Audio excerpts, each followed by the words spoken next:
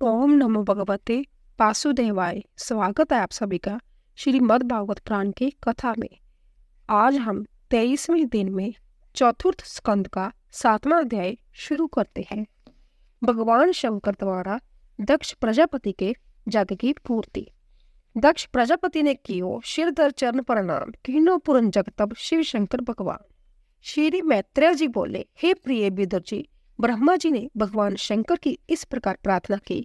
तब भगवान शंकर ने प्रसन्न होकर कहा, हे जगत के कर्ता ब्रह्मा जी, मैं दक्ष जैसे दुर्बुद्धि अज्ञानी पुरुषों के दोषों की ओर कभी ध्यान नहीं देता और न उनकी कभी चर्चा ही करता हूँ।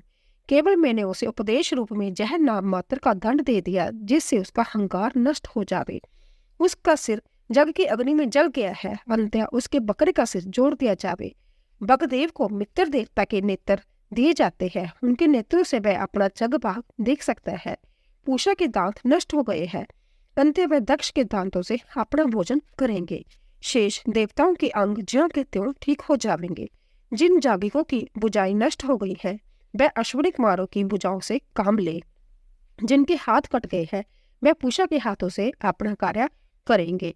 भृगु की दाढ़ी मूछे बकरे के समान उत्पन्न हो जाएगी।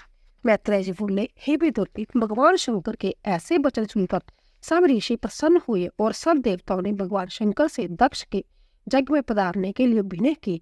तब भगवान शंकर सब देवताओं तथा ब्रह्मा जी के साथ दक्ष प्रजापति के साथ यज्ञ में आए। भगवान शंकर ने अपने कथन अनुसार यज्ञ पशु बकरे का सिर दक्ष प्रजापति के लगाकर जोड़ दिया। दक्ष जी इस प्रकार बैठे हो गए मानो सोकर जागे हो। उन्होंने गदगद कंठ से भगवान शंकर की प्रार्थना की। उन्हें अपनी पुत्री सती का स्मरण हो जाने के कारण उनके नेत्रों से अश्रु बहने लगे। दक्ष जी बोले, हे जगतपति, मैं आपका अपराधी हूँ। आपने मुझे उत्तम मार्ग पर लाने के लिए ही जय दत्त रूपी उपदेश दिया है। हे प्रभु, आप तो पापियों को भी नहीं त्यागते हैं, फिर मुझ जैसे उत्तम कर्म करने वाले को कैसे त्याग सकते हैं? आप ही ब्रह्म रूप तत्व ज्ञान के देने वाले हैं। आप ही रुद्र रूप होकर संहार करते हैं। मेरी प्रवृत्ति केवल कर्म कांडों में ही होने से मैं तत्व माया ज्ञान से अनभिन्न हूँ। इसी कारण मैं आपके स्वरूप के तत्व को न जान सका। मैं अपने अपराध के कारण नीच जोनियों में जाने वाला था। आपने मुझ दीन पर दया करके उन नरकों से बचा लिया। मैं आपको प्रसन्न करने में अपने को अयोग्य पाता हूँ। केवल आप ही मुझ पर दया करके प्रसन्न होवे। श्री मैत्रेय जी बोले, हे विदुर जी, दक्ष प्रजापति ने जब इस प्रकार भगवान शंकर की अनन्य विनय के साथ प्रार्थना की, तब वे अति प्रसन्न हुए और दक्ष के यज्ञ को पूर्ण किया। यज्ञ की पूर्ण पूर्ति के लिए ब्राह्मणों ने 3 पात्रों में चौरू तैयार किया। दक्ष प्रजापति ने जो ही शुद्ध चित्त से भगवान जग पुरुष का ध्यान किया, त्यों ही भगवान प्रकट हो गए। उनकी कांति अनेक सूर्य के समान थी। वह गरुड़ पर सवार थे। उनका श्याम भरण था। अष्टभुजाएं, शंख चक्र, गदा पद्म तथा अस्त्र शस्त्र धारण किए हुए थे। मुकुट सिर पर पहने हुए उनके श्री विग्रह की छटा अनुपम थी। पार्षदगण सफेद दूध के फैन के समान पंखा चवर डुला रहे थे तथा श्वेत छत्र शोभामान था। भगवान के पधारने पर ब्रह्मा, शिव, दक्ष प्रजापति तथा इंद्र आदि देवताओं ने प्रार्थना करना आरंभ किया। दक्ष बोले, हे भगवान, आपकी माया अतीत है। मुझ जैसे अज्ञानी उसे कैसे समझ सकते हैं? जब आपकी कृपा हो तभी आपकी उस दुस्तर माया से पार हो सकते हैं। ऋतिवयों ने कहा, हे प्रभु, नंदीश्वर के शाप से हमारी बुद्धि कर्मों में ही रत रहती है। अंततः हम कर्मों को ही प्रदान मानकर आपकी प्रसन्नता के लिए जग करते हैं और उसको आपका रूप मानते हैं। भगवान शंकर बोले, हे देवादिदेव, अज्ञानी पुरुष मुझे आचार भ्रष्ट कहते हैं, किंतु आपकी आज्ञा से मैं उनका कुछ भी बुरा नहीं मानता हूँ। सदा आप ही के चरण में रत रहता हूँ। भृगु जी बोले, हे प्रभु, आपकी माया के पर्दे के कारण जय आत्मज्ञान नष्ट सा हो गया है। इसी कारण देवाभिमानी पुरुष तत्व से आपको नहीं पहचानते, किंतु फिर भी आप अपने भक्तों पर दया करके उन पर प्रसन्न रहते हैं। इसीलिए आप मुझ पर कृपा करके प्रसन्न होजिए। ब्रह्मा जी बोले, हे प्रभु, इन द्विजों के द्वारा पुरुष पदार्थों को अलग अलग रूप में देखता है। जय पदार्थ वास्तव में आपका स्वरूप ही है, वैसा भी इंद्रियों के ही विषय है। इस कारण आप माया से परे है। इंद्र ने कहा, हे प्रभु, आपका जब विग्रह जो अष्टभुजा तथा आयुधों से युक्त है, दैत्यों का संहार करने वाला है और हमको आनंद देने वाला है, जय आपका स्वरूप सत्य तथा नष्ट ना होने वाला है। जागिकों की पत्नियां बोली, हे जगमूर्ते, भगवान शंकर के कुपित होने पर यह जग नष्ट हो गया था, किंतु अब उन्होंने प्रसन्न होकर उसे पूर्ण किया है। अंत आप अपनी पवित्र दृष्टि से उसे देखिए। ऋषियों ने कहा, हे पुरुषोत्तम, आप कर्म करते हुए भी अकर्मा है, उनमें लिप्त नहीं होते। दूसरे मनुष्य नित्य प्रति लक्ष्मी प्राप्ति के लिए उनकी उपासना करते हैं, किंतु लक्ष्मी जी नित्य आपके पास रहते हुए भी आप उनसे अलग से ही रहते हैं। सिद्धों ने कहा, हे प्रभु, हमारा जय मन आपकी विशुद्ध अमृतई कथा पान करने में लगा रहता है। जय मन ब्रह्मा आनंद में मगन रहने के कारण संसार सागर में नहीं डूबता और न त्रयताप ही उसे जला सकते हैं। दक्ष की पत्नियों ने कहा, हे परमेश्वर, हम आपको नमस्कार करते हैं। आप लक्ष्मी जी सहित हमारी रक्षा करें। आपके बिना जग की पूर्ण होती नहीं होती है और न जग पूर्ण होता है। लोकपालों ने कहा, हे प्रभु, यह सारा जगत आपके द्वारा दृष्टिगोचर होता है। आप हमारे हृदय में विराजमान रहते हैं। यह अशुद्ध इंद्रियां आपको नहीं देख सकती। आप इस जगत से परे हैं, किंतु फिर भी इस जगत में दृष्टिगोचर होते हैं। यह आपकी लीला है। जुगेश्वर ने कहा, हे जगतपते, जो आत्मज्ञानी तत्व से संपूर्ण विषय में तथा अपने में कोई भेद न देकर सबको समभाव से देखता है, वह आपको अति प्रिय है। जो प्राणी आपकी सेवा न करके दूसरों की सेवा करता है, आप उन पर भी कृपा करते हैं। इस जगत को आप अपनी माया से रचते हैं तथा संहार करते हैं। आप ही विभिन्न रूपों में प्रकट होते हैं। हम आपको नमस्कार करते हैं। वेदों ने कहा, हे प्रभु, धर्म मर्यादा के लिए आप इस शुद्ध स्वरूप को स्वीकार करते हैं। आप निर्गुण है। आपके वेद को ब्रह्मादि कोई भी नहीं जानता। आपके लिए नमस्कार है। अग्निदेव बोले, हे प्रभु, मैं आप ही का तेज हूँ तथा देवताओं का मुख हूँ। जगों की आहुति देवताओं तक पहुँचाता हूँ। अग्निहोत्र, दार्श, पौर्णमास, चातुर्मास्य, जग, पशु और सोम जय पांचों जग आप ही के रूप है। आश्वर्य, अस्तु, ओष्ट, जजे, जय जजा में है तथा बस्ट इन यजुर्वेद के मंत्रों से आपका ही पूजन किया जाता है। मैं आपको बारंबार नमस्कार करता हूँ। देवताओं ने कहा, हे भगवान, आप सृष्टि के आदि में उत्पन्न हुए हैं तथा कल्प के अंत में आपने प्रलय करके संपूर्ण सृष्टि को अपने में लीन करके क्षीर सागर में शयन किया। हे प्रभु, महालोक के रहने वाले सिद्धगण जो आपके भक्त है, वही भक्तों की रक्षा करते हैं। गंधर्वों ने कहा, जी देवता आदि सभी आपके अंश है, हम आपको प्रणाम करते हैं। विद्याधर बोले, हे देव, जय जीव मनुष्य देह को प्राप्त करके देवाभिमान के कारण मैं मेरे पन का अभिमान कर बैठता है और वह बुद्धि विश्व में लिप्त हो जाता है। आप में लीन रहने वाले ही मुक्ति को पाते हैं। ब्राह्मण ने कहा, हे प्रभु, आप जग पुरुष हैं। आपने ही अग्नि, इत्र, जगपात्र, देवता, पशु, गृत उत्पन्न किए हैं।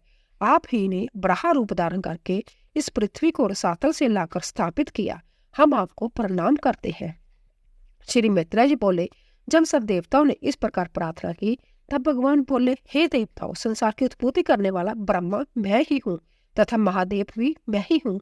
मैं सर्वात्मा, सबका साक्षी, सम्य प्रकाश, उपाधि रहित ईश्वर हूँ। अपने त्रिगुणमयी माया से ब्रह्मा, विष्णु तथा शंकर रूप धारण करके जगत की सृष्टि, पालन तथा संहार करता हूँ। मैं ही परम ब्रह्मा हूँ। जो अज्ञानी ब्रह्मा, विष्णु और शंकर तथा अन्य जीवों को वेद रूप से देखता है, वह वास्तव में अज्ञानी है। जिस प्रकार शरीर के सब अंग एक ही होते हैं, उसी प्रकार जय सभी जीव मुझसे भिन्न नहीं है। ब्रह्मा, विष्णु तथा रुद्र जय संपूर्ण जीव सब एक ही है। जो इनमें भेद नहीं देखता है, वह सच्चा आत्मज्ञानी मुझे प्रिय है।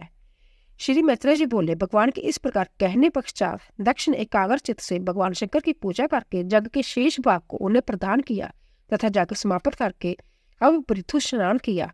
सब देवताओं ने उन्हें आशीर्वाद दिया और वह अपने लोगों को चले गए।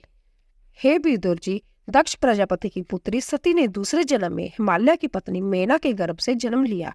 उस जन्म में भी उन्होंने शंकर जी को ही अपना पति बनाया। मेना जय पवित्र चरित्र उद्धव जी के मुख से सुना था।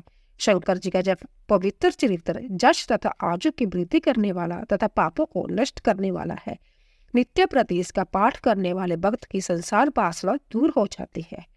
8वां अध्याय। ध्रुव चरित्र वर्णन कियो, मैत्रेय जी सुख पाए। विदुर जी देव सुनने लगे, मन में अति हर्ष आए।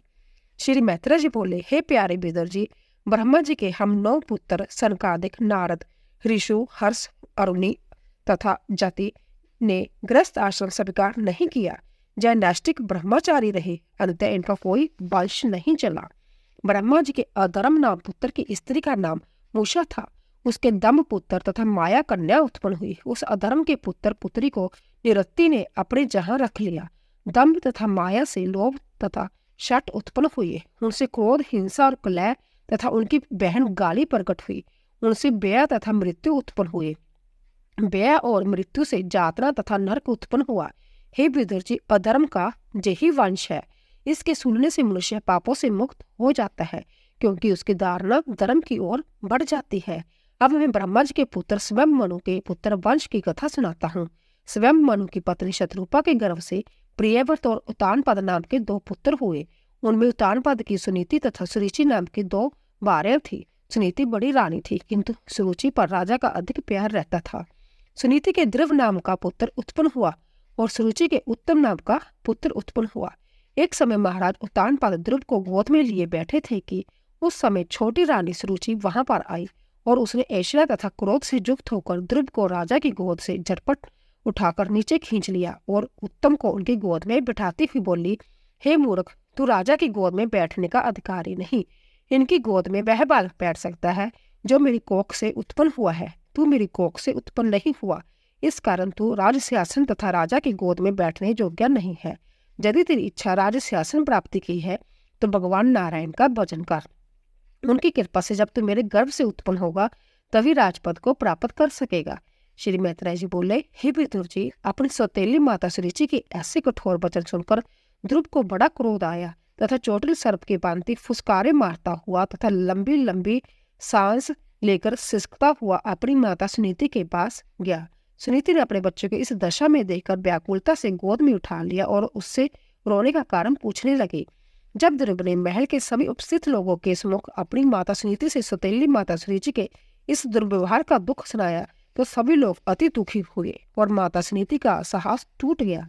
वह शोक से संतप्त होकर फूट फूट कर रोने लगी। उसने रोते हुए अपने पुत्र को समझाया और बोली, हे पुत्र, तुम किसी की इच्छा मत करो। जो दूसरों का बुरा चाहता है भगवान स्वयं उसका बुरा करता है। तुम्हारी सौतेली माता ने जो कुछ कहा है वह सब कुछ सत्य है। मैं तो उनकी टहलनी हूँ। तू मुझे दुर्भाग्नि से पैदा हुआ है, इसीलिए उत्तम किस्म राज्य का अधिकारी नहीं हो सकता और ना राजा की गोद में बैठ सकता है। यदि ऐसा चाहता है तो अपनी सौतेली माँ के किए हुए उपदेशों को ग्रहण करके भगवान श्री नारायण की आराधना करो। वह ही संपूर्ण मनोरथ का कार्य करने वाले हैं। उन्हीं की आराधना से तुम्हारी परदादा ब्रह्मा जी ने परम पद प्राप्त किया था और उन्हीं की आराधना से तुम्हारे दादा स्वयं मनु ने अनेकों यज्ञ करके उन्हें प्रसन्न किया। संपूर्ण लौकिक तथा अलौकिक सुखों को देने वाले, अंत में मोक्ष देने वाले वह ही भगवान नारायण है। उनके अतिरिक्त तुम्हारे दुख को दूर करने वाला और कोई नहीं। श्री मैत्रेय जी बोले, हे विदुर जी, माता सुनीति के इन सार्थक वचनों को सुनकर ध्रुव को कुछ ज्ञान उत्पन्न हुआ। वृद्धि से अपने चित्त को स्थिर करके पिता के नगर से चल दिया। ध्रुव के दृढ़ संकल्प को समझकर नारद जी मार्ग में ध्रुव के निकट आए। नारद जी ने ध्रुव के सिर पर अपना पवित्र हाथ फेरा तथा बोले, हे बेटा, तुम अभी 5 वर्ष के हो और इधर कहाँ जाते हो?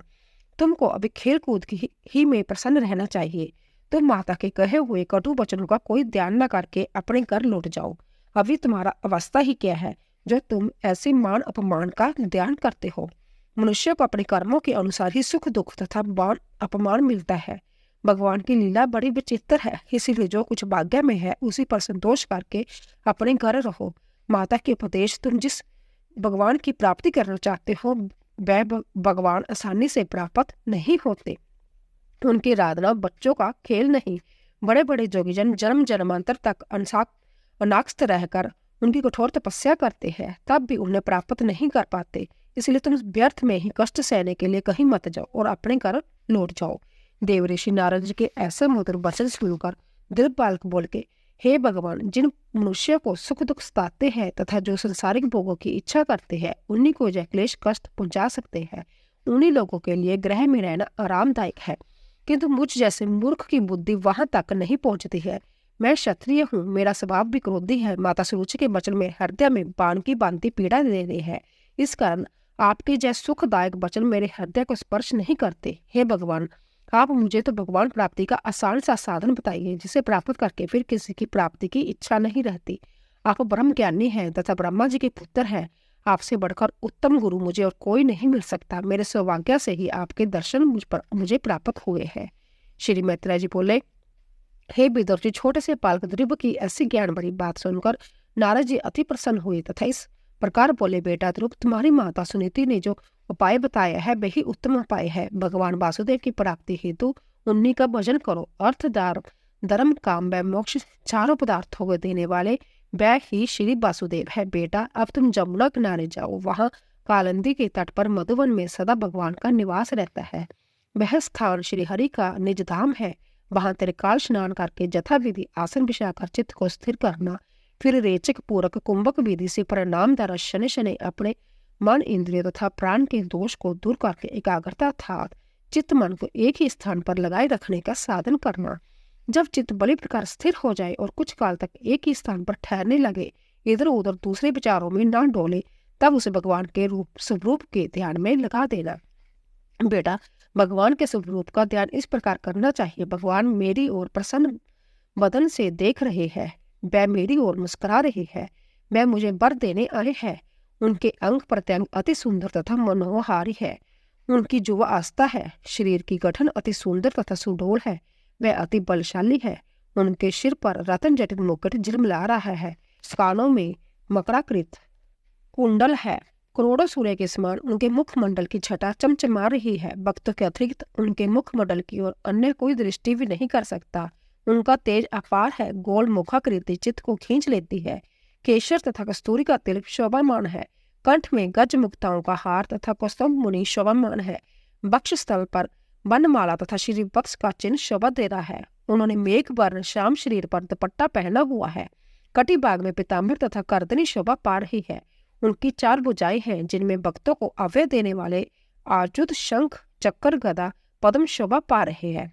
उनकी भुजाओं के भुज, दंड, बाजूबंद, कंकणादि विभूषित है। उनके चरणों में नुपुर शोभा पा रहे हैं। उनके नख चंद्र अति मनोहर है। उनके चरण तथा करतल लाल लाल है। उनकी होंठों का रंग बिंबा फल के समान रक्त वर्ण है। इस प्रकार भगवान की मंगलमयी मूर्ति का ध्यान स्थिर चित्त से करना चाहिए तथा जब तक संभव हो उसी मूर्ति पर ध्यान लगाए रखना चाहिए। इसी प्रकार ध्यान लगाने से साधक का मन उन्हीं परमानंद में मगन हो जाता है। फिर चित्त नहीं करता है कि वह लौटकर और यंत्र डोले। हे बेटा, इस प्रकार ध्यान करते हुए तुमको एक मंत्र बताता हूँ, उसका जप करते रहना चाहिए। वह मंत्र ये है, ओम नमो भगवते वासुदेवाय। इस मंत्र का 7 रात्रि तक जप करने से मनुष्य आकाश में घूमने वाले सिद्धों का दर्शन प्राप्त कर लेता है। देश काल तथा स्थल के अनुसार जो पूजा की सामग्री प्राप्त हो सके उसे नित्य उन भगवान वासुदेव का पूजन करे। उनके पूजन में इसी मंत्र का प्रयोग करके उनका पूजन नित्य करे। उनके पूजन से शुद्ध जल, पुष्प तथा जंगली फल फूल, दुर्वा, वलकल तथा तुलसी का प्रयोग करे। सदा मौन रहे। कंद, फल फूल का प्रेमत सेवन करे। फिर उनकी कथाओं व लीलाओं का मन ही मन चिंतन करे। भगवान की पूजा तथा अर्पण आदि ओम नमो भगवते वासुदेवाय इस 12 अक्षर मात्र से ही करे। हे ध्रुव, इस प्रकार भगवान का पूजन तथा उनकी आराधना करने से वह अति प्रसन्न हो जाते हैं और अर्थ, धर्म, काम, मोक्ष को देते हैं। नारद जी का उपदेश ग्रहण करके ध्रुव ने उनकी परिक्रमा की तथा मधुवन की ओर चल दिए। नारद जी वहां से चलकर राजा प्राणपद के नगर में आए। राजा ने नारद जी का विधिवत पूजन किया और उच्च आसन बैठने को प्रदान किया। तब श्री नारद जी पूछने लगे, हे राजा, तुम्हारा चेहरा क्यों उदास हुआ है? तुम उदास क्यों प्रतीत हो रहे हो? क्या कारण है? राजा ने कहा, हे ब्रह्मा ऋषि, मैं बड़ा नीच तथा निर्दयी हूँ। मैंने स्त्री के वश में होकर अपने 5 वर्ष के छोटे से बालक को घर से निकाल दिया। हाय, वे नन्हा सा बच्चा न जाने कहाँ भूखा प्यासा घूमता होगा, कहीं रोता होगा, उसे तो कोई बेड़िया ही उठा ले गया होगा। ना जाने मेरी बुद्धि पर क्या पर्दा पड़ गया था कि उस बालक के अपमान पर मैंने कुछ भी ना कहा। मैंने उसका मन तनिक भी नहीं रखा। सौतेली माँ के दुर्व्यवहार से दुखी होकर वह घर से निकल पड़ा। वह मेरी गोद में बैठा था। उसे उस पिशाचनी सौतेली माँ ने मेरी गोद से नीचे गिरा दिया और मैं बैठा देखता ही रहा। इतना कहकर राजा के नेत्र में अश्रु बहने लगे। तब नारद जी बोले, हे राजा, तुम उस बालक की तनिक भी चिंता ना करो। जिसका रक्षक भगवान है उसका कोई बाल भी बांका नहीं कर सकता। वह बड़ा प्रभावशाली बालक है। भविष्य में वह बालक अपने जश को सारी पृथ्वी पर फैलाएगा। वह समर्थ्यवान है। अपने दादा मनु तथा परदादा ब्रह्मा के समान ब्रह्मज्ञानी तथा लोकपालों से पूजित होगा। उसके प्रभाव से तुम्हारा भी जश इस संसार में फैलेगा। श्री मैत्रेय जी बोले, हे विदुर जी, देव ऋषि नारद जी के ऐसे वचन सुनकर राजा उत्तानपाद के चित्त को कुछ शांति मिली, किंतु पुत्र शोक के कारण वह चिंता मगन रहने लगा। उधर बालक ध्रुव ने जमुना जी के तट पर मधुवन में जाकर स्नान किया और उस दिन पवित्रता के साथ बिना कुछ खाए पिए रात्रि व्यतीत की। फिर नारद जी के वचनों के अनुसार मन को एकाग्र करके भगवान नारायण की उपासना प्रारंभ कर दी। ध्रुव ने 3 रात्रि के अनुसार अपना आहार प्रारंभ किया, अर्थात 3 रात्रि व्यतीत होने पर भी कैथ तथा बेर खाकर निर्वाह करने लगा। इस प्रकार भगवान की आराधना में 1 मास समाप्त किया। दूसरे मास में ध्रुव ने 6 रात्रि के अंतर से शरीर निर्वाह के लिए केवल सूखे पत्ते खाकर भगवान की उपासना की। तीसरे मास में 9 दिन व्यतीत होने पर जल पीकर भगवान का मनन किया और समाधि योग में रहे। चौथे मास में 12 दिन के पश्चात केवल बाजू पीकर भगवान के ध्यान में रहे और ध्यान योग द्वारा उनका पूजन किया। 5वें महीने में आरंभ में ध्रुव ने अपने श्वास को रोककर एक पैर से खड़े होकर परम ब्रह्मा का ध्यान किया। उन्होंने अपने श्वास आदि को रोककर मन को एकाग्र करके हृदय में स्थित भगवान नारायण के स्वरूप का चिंतन करना आरंभ कर दिया। उन्होंने महत्व तत्व आदि है प्रकृति तथा पुरुष के अति संपूर्ण ब्राह्मण के स्वामी परम ब्रह्मा की आराधना की। उस समय उनके तेज से तीनों लोग कंपाने लगे। एक पैर से खड़े हुए ध्रुव के अंगूठे से पृथ्वी दब गई। ध्रुव संपूर्ण इंद्रियों के द्वारा तथा प्राण बाजू को रोककर भगवान नारायण का ध्यान करने लगा। उनकी श्वास के रोकने से तथा उनका संबंध संपूर्ण भूत प्राणियों में होने से सबकी श्वासें रुक गई। संपूर्ण लोकों में खलबली मच गई तथा श्वास प्रश्वास के रुक जाने से तीनों लोकों में घबराहट उत्पन्न होने लगी। संपूर्ण देवता लोग लोकपालों के साथ भगवान के पास गए। देवताओं ने कहा, हे भगवान, इसका क्या कारण है कि हम सब प्राणियों तथा स्थावर जंगम आदि सभी की प्राणबाजू रुक गई है। हम आपकी शरण में आए हैं, आप हमारी रक्षा करें। श्री नारायण जी बोले, हे देवताओं, घबराने की कोई बात नहीं। मेरे भक्त बालक ध्रुव ने अपनी 5 वर्ष की अवस्था में ही तथा इतने अल्पकाल में केवल 5 मास में ही कठिन तपस्या के द्वारा मुझे प्रसन्न किया है। जितने अल्पकाल में इस मेरे भक्त बालक ध्रुव ने मुझे प्रसन्न किया है, उतने काल में किसी ने भी तपस्या करके मेरी प्राप्ति नहीं की। वह मेरे में अवैध रूप से लीन हो गया और मैं विश्व आत्मा हूँ। इसी कारण उसके श्वास रोकने से विश्व की सभी आत्माओं की श्वास रुक गई। अब तुम लोग निर्भय होकर अपने अपने लोक को जाओ। मैं अभी तुम्हारा कष्ट निवारण करने के लिए उस बालक ध्रुव के पास जाता हूँ। बोले बांके बिहारी लाल की जय।